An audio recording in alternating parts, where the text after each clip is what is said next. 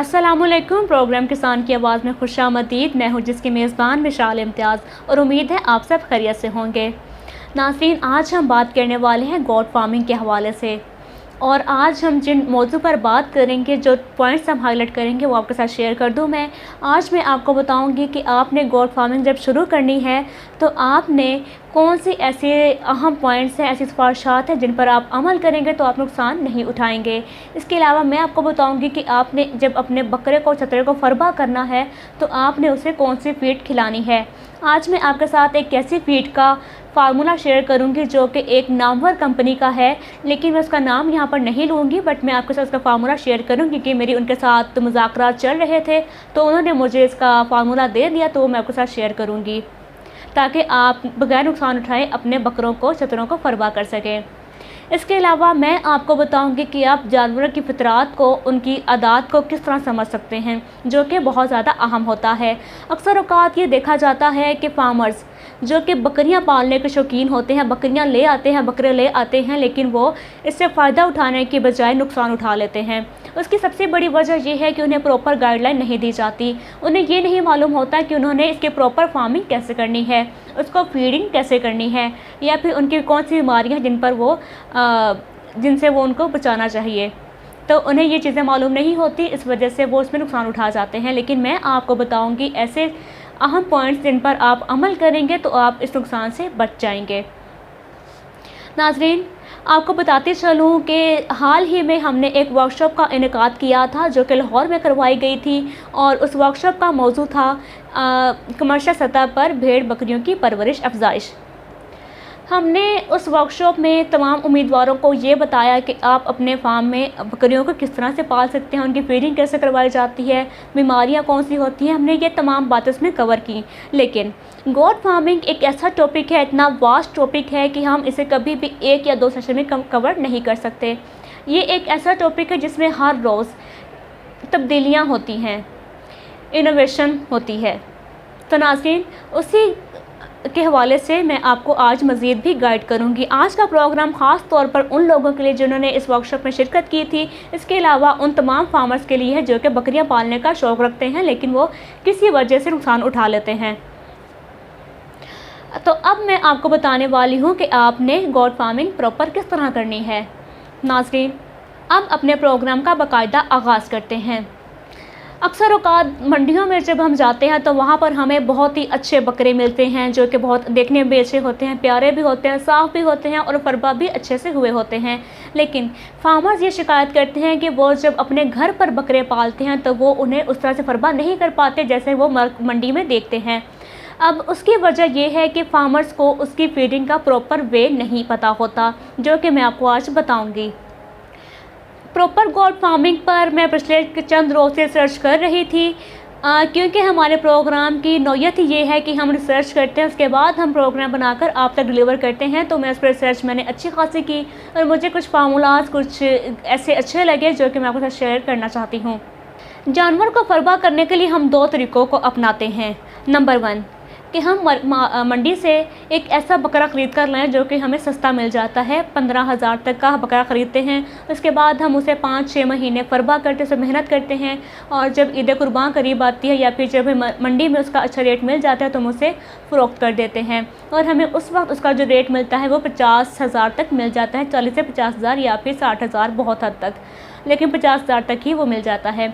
इसके अलावा दूसरा तरीका ये आ जाता है कि हम मंडी में जाएं और वहाँ से एक ऐसा जानवर ख़रीदें, ऐसा बकरा ख़रीदें, छतरा ख़रीदें जो कि ऑलरेडी अच्छे से फरबा हुआ हो, जिसकी कीमत भी अच्छी हो, जो ज़्यादा महंगा हो, हम उसे ख़रीद लें। उसके ऊपर हम मेहनत मज़ीद करें, उसे मज़ीद फरबा करें, उसमें फिर हम उसे मार्केट में बेचें, तो उसका जो मुनाफा हमें मिल जाता है वो 80,000 या फिर 1 लाख तक हम उसे बेच लेते हैं। नाज़रीन, अब चंद पॉइंट्स ऐसे हैं जिन्हें आप ज़हन नशीं कर लीजिए उनकी फीडिंग के हवाले से। सबसे पहली बात तो ये कि अगर आप चाहते हैं कि आपके जानवर फरबा हों तो आपने ये लाजमी आप चेक कर लीजिए कि आपके जानवर का निज़ाम डाइजेस्टिव सिस्टम ठीक हो। अगर वो ठीक नहीं होगा तो आप जितनी मर्ज़ी कोशिश कर लें, आपका जानवर कभी भी फरबा नहीं होगा, क्योंकि वो जो भी खाएगा उसका पेट ख़राब रहेगा तो उसकी फीड उसको लगेगी ही नहीं, इसलिए वो कभी फरबा नहीं होगा। तो आपने उसका निज़ाम उसका ठीक ही रखना है।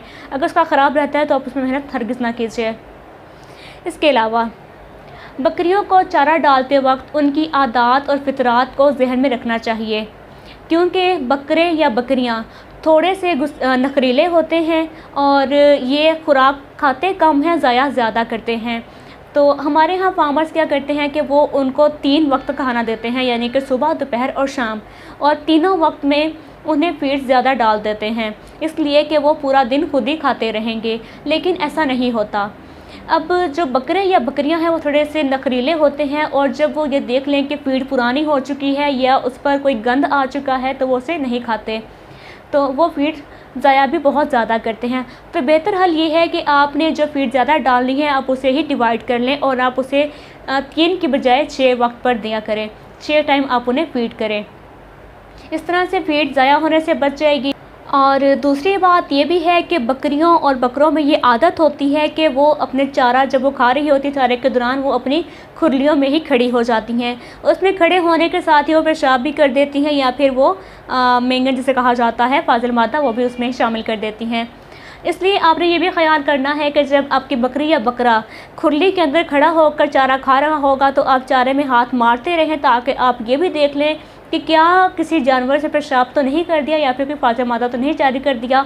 अगर वो इस तरह से हो जाएगा और बकरे या बकरी ने बाय चांस बाय मिस्टेक उसको खा लिया तो वो उसके नुकसानदेह हो सकता है, क्योंकि इस तरह उसका पेट ख़राब हो जाएगा और पेट ख़राब होने के बाद बकरा या बकरी बीमार हो जाएगा। तो आपने ये भी एहतियात करना है। इसके साथ अब यहाँ पर फार्मर्स ये भी गिला करते हैं कि उनका जो बकरा है वो खा नहीं रहा या खाने में वो नखरा दिखा रखा है। अब नखरा दिखाने की वजह ये है कि उसे भूख नहीं लगी। अगर उसे भूख नहीं लगी होगी तो वो खाना नहीं खाएगा, और खाना नहीं खाएगा तो फरबा नहीं होगा। तो इसलिए आपने उसे एक ऐसी फीड देनी है जिससे उसे भूख लगेगी। उसके लिए आपने उसे देना है सिर्फ 3 चीज़ें। काली बड़ी इलायची, जिस वक्त आप स्क्रीन पर देख सकते हैं। आपने देना है गुड़ और साथ में मीठा सोडा। इनकी मिक़दार मैं आपको बता देती हूँ। 50 ग्राम इलायची, गुड़ लेना है 500 ग्राम और मीठा सोडा लेना है 150 ग्राम।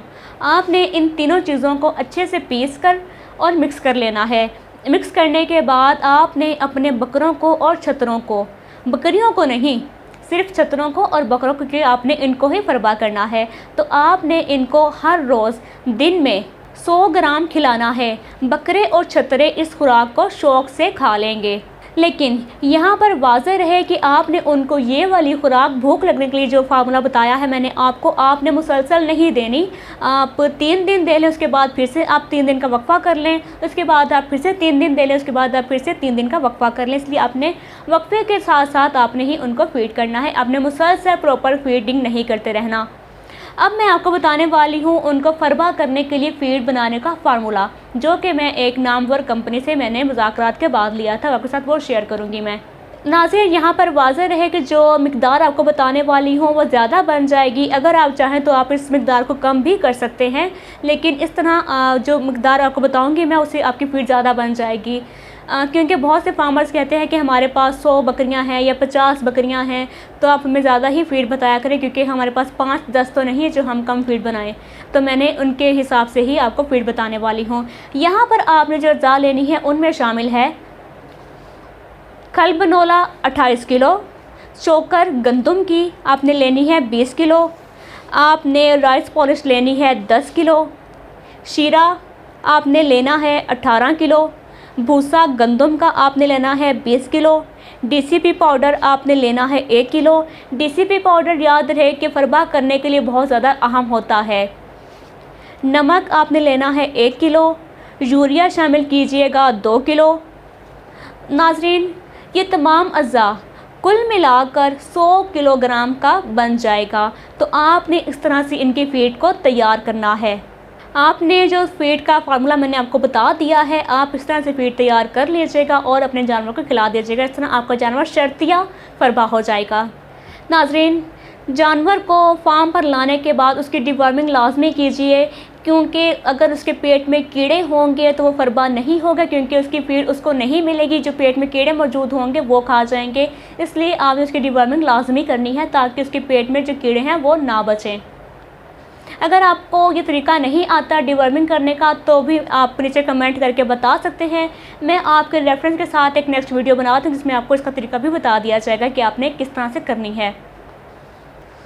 और हाँ, आप सबके लिए एक बहुत ही अहम बात मैं कहना चाहती हूँ नाज़रीन, जब भी आप अपने जानवर को अपने फार्म पर लेकर आते हैं उसे फरबा करने के लिए, तो कभी भी उसे डायरेक्ट अपनी फीड पर ना लगा दीजिए। आप उसको पहले यहाँ पर आने दें, उसको एक नए माहौल में घुलने मिलने दें, उसको आहिस्ता आहिस्ता से नई फीड पर लगाएं। अगर आप उसको लेकर आते साथ ही अपनी बनाई हुई फीड दे देंगे तो इस तरह से जानवर का जो निज़ाम है वो ख़राब हो जाए, क्योंकि उसे आदत नहीं होगी इस फीड की।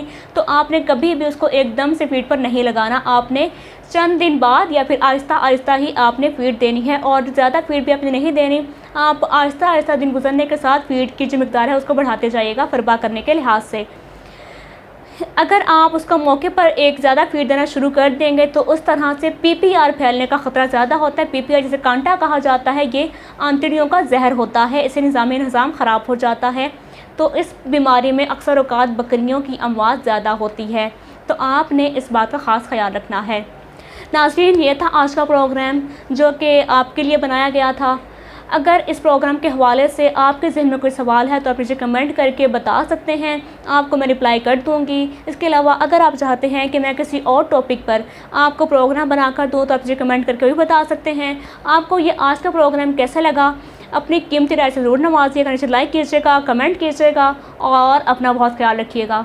इंशाल्लाह बहुत जल्द आपसे मुलाकात होगी एक नई वीडियो के साथ, एक नए प्रोग्राम के साथ। तब तक इजाज़त दीजिए, बहुत ख्याल रखिए अपना, खुश रहें खुश रखें, खुदा हाफिज़।